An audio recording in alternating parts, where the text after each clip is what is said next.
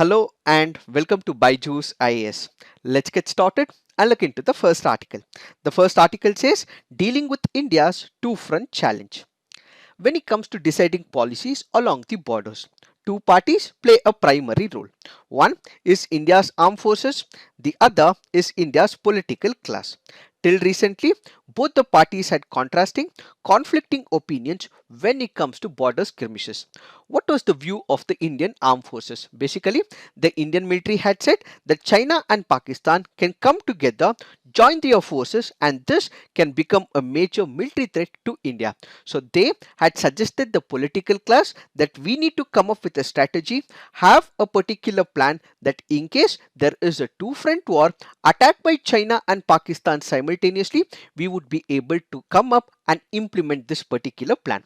But the political class had not approved this particular idea of the India's military. Why? Because according to the political class, the two front threat was being overhyped by the Indian armed forces. Why? That is because they had basically felt that China is a very good neighbor with respect to India. We also have economic relationship, diplomatic relationship, and we engage with them on most of the quarters. So the Indian political class had not taken seriously the wordings given by the Indian military, and as a result, what did they do? Extreme focus was only on Pakistan, and China was left out of this particular plan. But this is not going to be the same after the intrusions that took place along the line of actual control. So what we have is the Chinese intrusions in Ladakh, which led to death of about Indian soldiers, and with this intrusion that happened along the line of actual control, the political class is concurring to the views of the Indian military. This particular intrusion was a major devastation when it comes to India as well as the Chinese relationship. Even in the near future, if the border issues is solved peacefully, what we will have is the trust deficit between India as well as China. And this particular intrusion had also taken in the backdrop of increasing issues of ceasefire violations between India and Pakistan. Between 2017 and 2019, there has been a fourfold increase in ceasefire violations.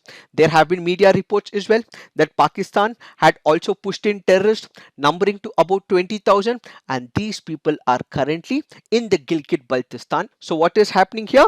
The very fundamental of Pakistan and China coming together, and India taking on border countries on the western front with Pakistan and on the eastern front with China can become a major problem for India. So what are we supposed to do? We need to have a plan, we need to have a strategy, we need to have a doctrine, and we need to have certain fundamentals which needs to be changed so that we can fight a two front war, is what is this article all about. When we are speaking about China and Pakistan military links, of late, what we witness is increasing coordination and bonhomie between China as well as Pakistan. Pakistan has a very good friend in the name of China as well. Pakistan has been getting funding from China as well. Pakistan has become one of the colonies of China as well, and China is also constructing what is called as the China-Pakistan Economic Corridor. This bonhomie of China with Pakistan is a counter to India's influence in the South Asia, because China also knows that if there is a country which can compete with China is India. So how does it engage India? Indirectly through Pakistan. So Pakistan, as we all know, is not a country but an army having a country. So indirectly engaging India with one of its fronts, that is on the western front with Pakistan, will help China focus on other areas, and that is the primary agenda of China. So what are the military impacts? China accounts for 73% of the total arms imports of Pakistan between 2015 and 2019. Whether it is about small missionaries or it is about jets, most of the imports happen from China into Pakistan. There have been increasing cases of exercises that are being conducted as well. One such example is the Shaheen 9, which happens to be a Pakistan-China joint exercise between Pakistan Air Force and People's Liberation Army Air Force as well. Such is the case of increasing bonhomie between China as well as Pakistan. That is because they want to take on India, engage India in this war, which also means that Pakistan's idea of making India bleed through thousand cuts is also coming into picture. Why? Because Pakistan does know it cannot fight against India in a conventional war as well. History has also shown, whether it is 1965 or in 1971 or during Kargil as well, they were not able to take upon the brute force of India. So because they cannot fight a conventional war, they merge with China and they also continue with their policy of making India bleed through thousand cuts. In this scenario, on a hypothetical condition, let's assume that there is a war which has broken on the northern front when it comes to China. So what would happen if there is a war that has broken on the northern border with China? This will obviously raise the level of militancy in Kashmir. Why? Because Pakistan will start infiltrating all the terrorists, because they would also want to make sure that India is bleeding through thousand cuts, because that has been the foreign policy doctrine of Pakistan. While all this is happening, Pakistan is unlikely to initiate a large scale conflict. Why? Because even if initiates, it can become a major war, and ultimately it is Pakistan which is bound to suffer. But it is also said that they may also take small steps when it comes to the war, and as a result they are bound to capture certain territories. Also, we have to remember for the fact that economy does not matter to Pakistan. People does not matter to Pakistan. Poverty does not matter to Pakistan. The simple reason being, while we go back to the year 1999, where Kargil was conducted against India, the economy was bleeding back then as well. As much as they're seeking monetary benefits from China, money from the international organizations in the present scenario, previously during Kargil as well, their economy was pathetic. So economy of Pakistan does not matter. All that it wants is to wage war against India.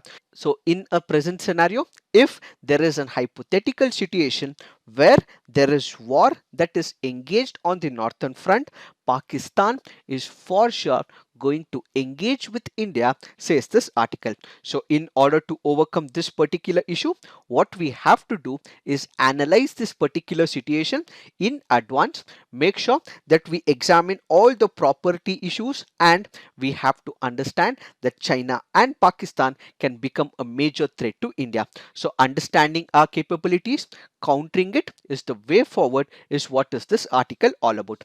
But there are some dilemmas with respect to India.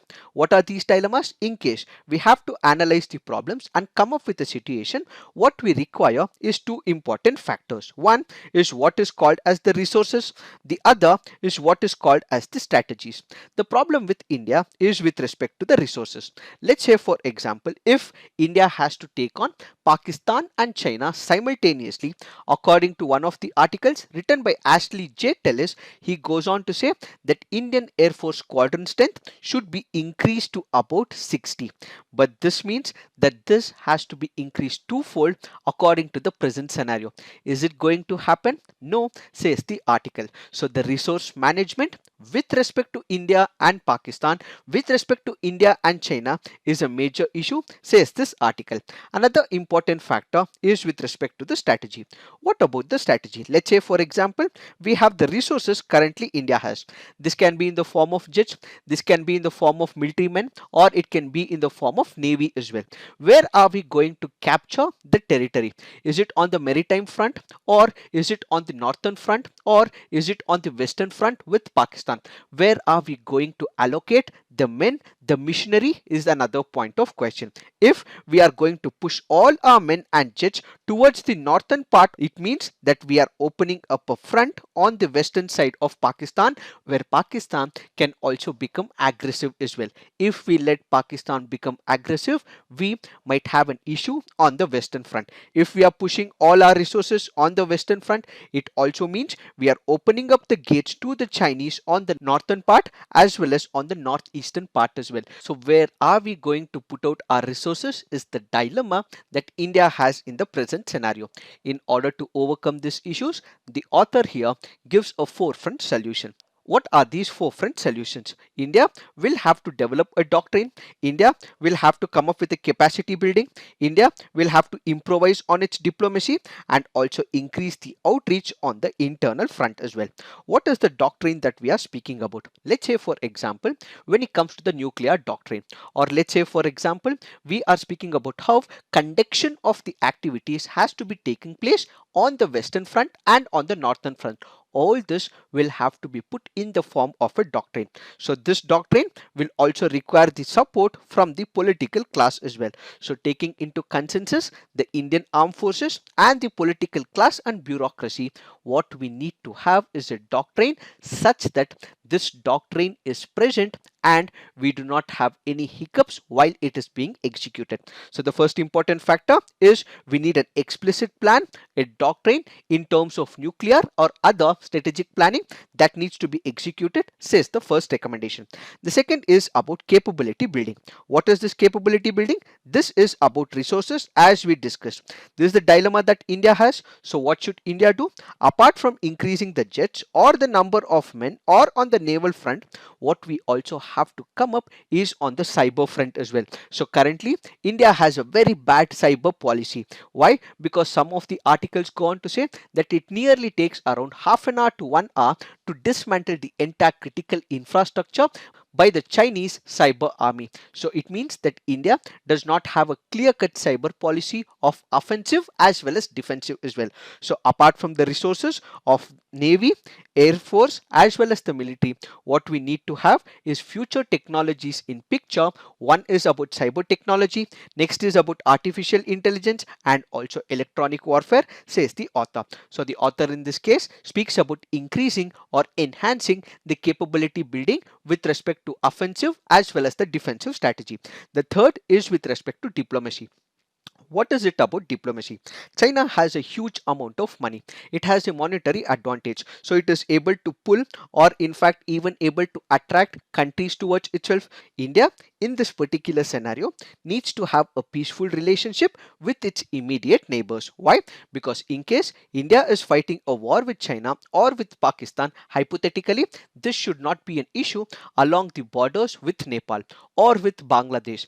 That is what India has to look at. Why? Because Nepal had recently changed the political map of Nepal, brought changes in its constitution as well. While India was engaging with COVID-19 as well as with China, we had skirmishes with Nepal as well. So India going forward will have to improve its relationship with neighbors so that other issues does not pop up with the immediate neighborhood. And apart from that, we also have to increase the engagement with the West Asian countries and also with the Iran as well, as India will enhance on its goodwill with the West Asian countries, and this will also make Pakistan isolated in the Islamic countries as well.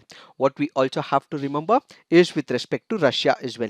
India of late has a very good relationship with United States of America. This does not mean that we isolate Russia as well, because Russia in the past as Soviet Union has supported us, and now it is also providing all the important equipment and arms as well. So in the name of going closer to United States of America, we should not be isolating Russia. Why? Russia will also stand for us and it can also act as a bridge when it comes to India and China's relationship. And finally, we also have to make sure that all the Quad countries like United States of America, Australia and Japan are also helping us. But only constraint that we have is that all these powers have relationship with India on the maritime level. But when it comes to the continental level, they do not have much of the impact, says the author. So all this will have to be taken care on the diplomatic front. But internally, India will also have to make sure that because of the dilution of Article 370, there are certain sections, small number of people who might not have liked this very idea. I repeat, these are the very small sections. So India has to take them into confidence, explain them what is the condition with respect to India, take them into confidence in case it is going on a war with Pakistan on the western frontier. These are some of the recommendations that we have to keep in mind if India is coming up with a doctrine and capacity building approach. Capability building approach is what we have to understand in reference to this article. Now let's look into the next article. This article says granting bail is the rule. The article here speaks about bail, its conditions, how it is granted, judicial decisions, flaws in the system, bonds, and the aspects of accountability. There are two important facets to bail. One is what is called as judicial discretion. The second is what is called as bonds. What is the importance of bail? Why is a person given bail? Let's say, for example, bail is a concept where that particular person is awarded so that he comes to the court of law whenever the court requests, and he does not disturb the investigation process, and whenever there is a trial that is conducted in the court of law, this particular person visits the court of law as well. That is why this person is given the bail. This is one part of the bail. The other part is the constitutional angle as well. We have Article 21 of the Indian Constitution. It speaks about right to life. It speaks about right to live with dignity. It also speaks about liberty as well. So if we are taking away one of the person's liberty, putting him in presence of a four walls, restricting his liberty, we are also violating Article 21 of the Indian Constitution. So basically, bail is given to that particular person so that he can live his life with dignity, and at the same time, as bail is granted to this particular person, he also has to ensure that he does not disturb the investigation process, and at the same time, whenever the court calls him for the trial, for the proceedings, he appears in front of the court of law. Then now we look into what is called as judicial discretion. So who are the persons who would be given bail? This will depend on a case to case basis. This will depend on the circumstances as well. This will depend on whether the person is capable of destroying the evidence, what clout he has in the society. All this will be taken into picture, and the judiciary and the judges have the discretion whether that particular person will have to be given the bail or not. So this is what is called as judicial discretion. So every person is not entitled to bail, but it depends on the judiciary, the judge who is sitting in that particular case, to say whether this particular person asking or seeking the permission of the court will get the bail or not. So the power to grant the bail is the discretionary power that which is vested in the jail. Also remember, as the Supreme Court of India in number of cases has said, bail is the rule and jail is an exception. So what the Sessions Court or the High Court will have to basically do is, in most of the cases, if he is not assumed to be destroying the evidences, or he is not a person who will abscond, or he will leave the country, and if he is bound to come to the court cases, should be provided the bail, says the Supreme Court in most of the cases. But what is happening of late when it comes to Indian judicial system? Most of the cases that which goes to the Indian judiciary system of late might be heinous in nature, and it might also be something of less minor offenses as well. If it is of minor offense, even in such a scenario, when it heads to the Sessions Court, there have been instances where they have not been given bail even for minor excise offences, and most of these people who are not getting the bails when they head to the judiciary are people from the marginalized community. This can be from the SC community, or it can be from the ST community, it might be Adivasis, or it can be the poor sections who cannot afford for the bail as well. So who are the people who are suffering? They are the ones who have committed minor excise offense or something which is minor in nature, and they belong to the marginalized communities, and as they are not granted bails, they head to the prisons and they are under trials and they are not convicted. Also remember, most of these people do not have the money, so they would not be able to appeal in the High Court or in the Supreme Court of India, and ultimately they are put behind the bars, and ultimately their right to liberty is violated by the court of law. So kindly remember, it is the Dalit, the Adivasi, and other backward communities who have been suffering because the judiciary has taken a stand because of its discretion, and as a result, it is these sections who are bound to suffer. And during the pandemic, there were increasing cases of bail applications made to the court of law. But since the court of law was shut Because of the pandemic, most number of people are still languishing in jails, which means here again their right to liberty has been violated by the Indian criminal justice system. This is one part of the article. The other part is speaking about the bonds. What are these bonds? Let's say, for example, I as a person have committed some crime.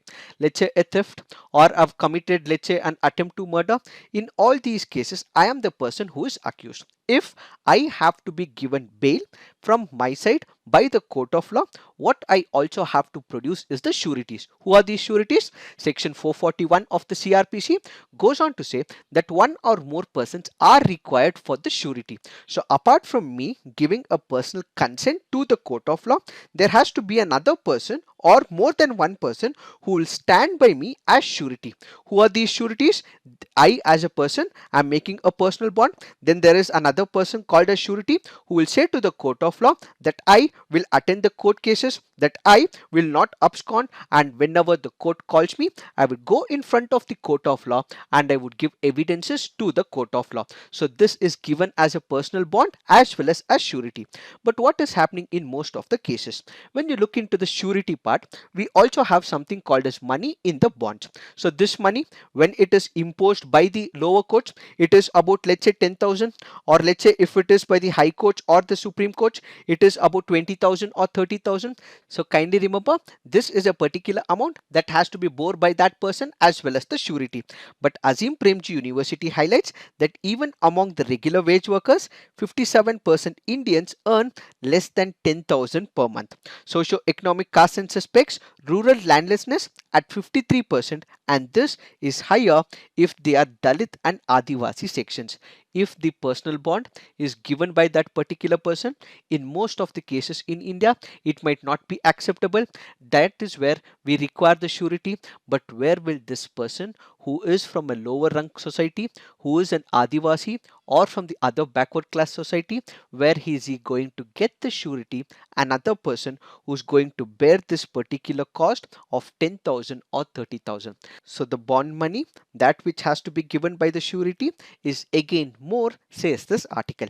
In fact, in Motiram versus the state of Madhya Pradesh, Justice V.R. Krishna Iyer identified the issue of unreasonably high sureties as a human rights problem as well. So the major issues when it comes to the bail is the judicial discretion, which has no accountability. It is not being watched by the Supreme Court, and there are no fixed guidelines, which means more discretion is given to the judiciary, and as a result, bails are not being given to the poor rank sections is one part. Another part is because the amount that has to be paid, the sureties to furnish a bond, is comparatively more. This also is violating the principles of the criminal justice system, says this article. There have been even weird bail conditions as well. Let's say, for example, in the state of Madhya Pradesh, the Gwalior bench of the Madhya Pradesh High Court had even enforced some of the peculiar conditions where the accused was also asked to give a TV which is non-Chinese to the COVID-19 warrior as well. Such is the disturbing cases that which has happened with respect to awarding of bail. So what is the major problem right now? The major problem is that these people are denied the bails, and ultimately this is violating their right to liberty. So going forward, what we require is the creation of checklists to address the individual discretion while deciding on bail applications is one of the recommendations, and the inherent caste bias that which is prevalent in India will also have to be annihilated, says the author. So going forward, the checklist will have to be listed by the Supreme Court of India, and they will have to be effectively follow it in the subordinate court, says this article. It is this that we have to understand in reference to this article. Now let's look into the next article. This article says Chinese delegation meets the NCP leaders. We did discuss about the political turmoil that which was happening in the state of Nepal. What is happening in Nepal? We have the Nepal Communist Party. The Nepal Communist Party has two major parties in it. One was led by Prachanda, the other is led by Oli. Because of the recent incidences and issues within their political party, they are bound to break away, which is leading to a vertical split in the Nepal Communist Party. As a result, in order to prevent this particular split, we have the Chinese delegation who have come to Nepal to sort out the differences and communicate the same to the Nepal Communist Party. China is not happy with this particular split. It is believed to be China's desperate attempt to avert the split in the Nepal Communist Party. So all the differences between these two fronts in the Nepal Communist Party will be sorted so that they can enhance the Nepal-China cooperation. Now the important question is, why is China entering into the internal affairs of Nepal? That is because China's political profile has increased under the fold of Mr. Oli as well as the Communist Party of Nepal. So what are they doing? In the past, this political party had engaged with China on the One Belt One Road initiative, and it also wanted to be part of the Trans-Himalayan multi-dimensional connectivity network. Now the question is, what is this Trans-Himalayan multi-dimensional connectivity network? This is a project of China under the One Belt One Road initiative.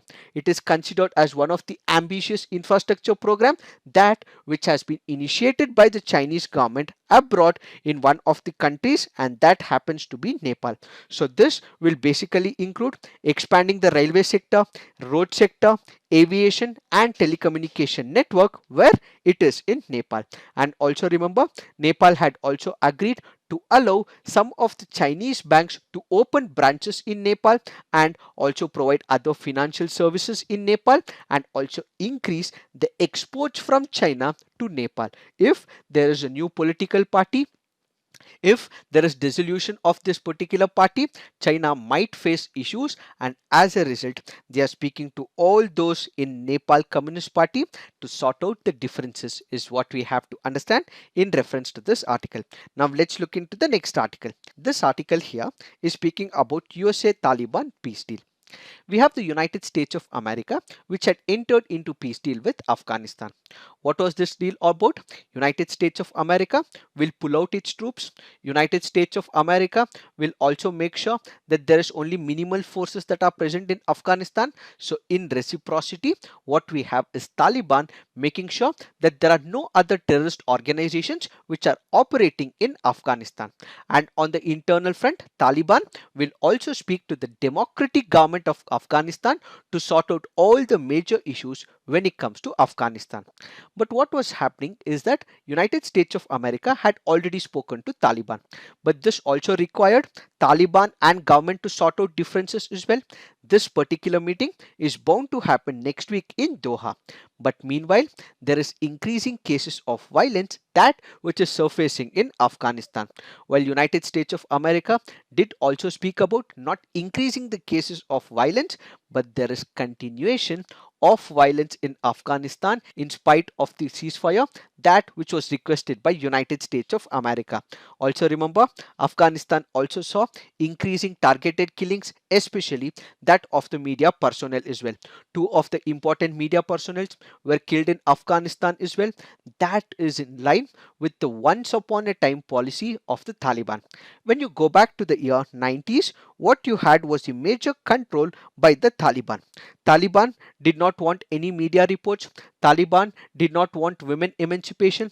Taliban did not want equal rights for the women. Taliban wanted a complete radical form of fundamentalism in Afghanistan. What this meant was that the views and the information of Taliban was only to be propagated. Their agenda has to be sent, but instead, if there is any other voice of liberalism, that which is voiced by the media, it would be completely out during the 90s period. The same is being perpetuated in a present scenario, says this article. Another major point of view is from the United States of America.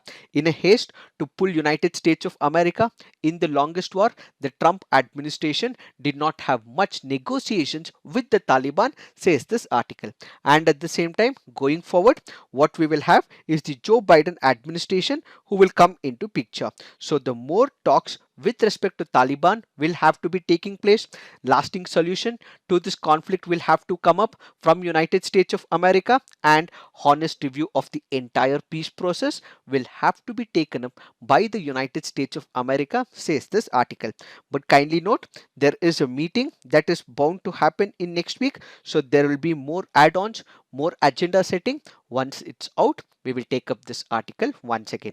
Now let's look into the next article. This article says maintaining inflation target at 4% is appropriate, says the RBI paper. This article basically speaks about the inflation targeting. This has been explained in one of our videos, and the link for the same will also be given in our description box, so kindly look into it. Now let's look into some of the preliminary practice questions. Consider the following pairs: beach and the region it is present.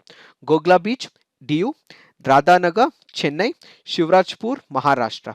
Which of the above pairs is or correctly matched? The answer to this is one only. Why have we taken this practice question? Because of the reference given under this article. Kindly remember, when it comes to the Gogla Beach, it was one of the beach which got the blue flag certification.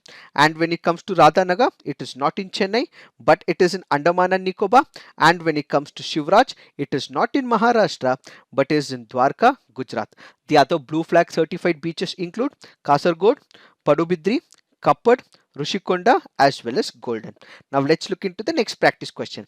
With reference to Hubble Space Telescope, which of the following statements is or correct? The Hubble telescope was built by United States Space Agency NASA with contributions from European Space Agency.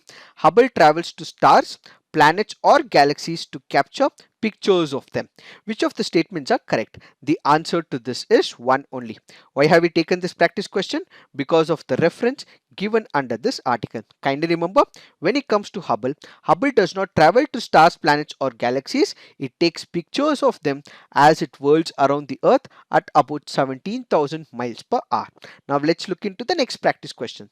The term Eris, Kunst, Virdas are associated with: is it embroidery techniques, folk dance, water harvesting system, or points or strokes in painting? The answer to this is water harvesting system. Why have we taken this practice question? Because of the reference given under this article. So kindly remember, there are different states which has its own water conservation processes as well as harvesting system. So this article currently speaks about such system. So this is important from the preliminary examination point of view and might also be important from the mains examination point of view. So let's say for example the Tankas or the Kund in Burma, or for example Chervu in Andhra Pradesh, or let's say for example Haveli in Madhya Pradesh, or Eas in Tamil Nadu. These are the forms of water conservation process. So if there is a question of examples with respect to the mains, this becomes very important. So this is about tanks, this is about lakes, or this is about underground water system, that which is prevalent in multiple states in India. Now let's look into the next practice question. Which of the following are correctly matched? We have the island as well as the country. Bhasan Char, Bangladesh; Coco, Myanmar; Socotra, Yemen. The answer to this is 1, 2 and 3. Why have we taken this practice question? Because of the reference given under this article. So kindly remember, when it comes to the Bhasan Char, it happens to be one of the islands in the country of Bangladesh. It is close by to Sandwip as well, and this is a place where all these Rohingyas who are currently in Bangladesh will be relocated to this Bhasan Char. But there are concerns with respect to this particular place as well. Why? Because most of these environmentalists go on to say that this is an ecologically fragile area which is prone to the floods, erosion and cyclones. So this particular decision is wrong, say few of the environmentalists in the present scenario. Now let's look into the next practice question. With reference to provisions made under National Food Security Act 2013, consider the following statements. The families coming under the category of below poverty line only are eligible to receive subsidized food grains. This is a wrong statement. The eldest woman in a household of age 18 years or above shall be the head of the household for the purpose of issuance of a ration card. Yes, this is the right statement. Pregnant women and lactating mothers are entitled to take home ration of 1600 calories per day during pregnancy and for 6 months thereafter. Which of the statements are correct? Since the third statement is also wrong, the answer to this is 2 only. Why have we taken this practice question? Because of the reference given under this article. Now let's look into the mains practice question. Discuss the key challenges the Indian armed forces might face in case of a two-front war involving China and Pakistan. How should India prepare for such an eventuality? Next question. Law may be the same for everybody, but privileges are not the same for all. Bail is the rich man's privilege. Do you agree? Justify. So please write all your answers on the comment section peer review, and also come up with some constructive criticism. So this is it for today. Thank you for watching. All the best.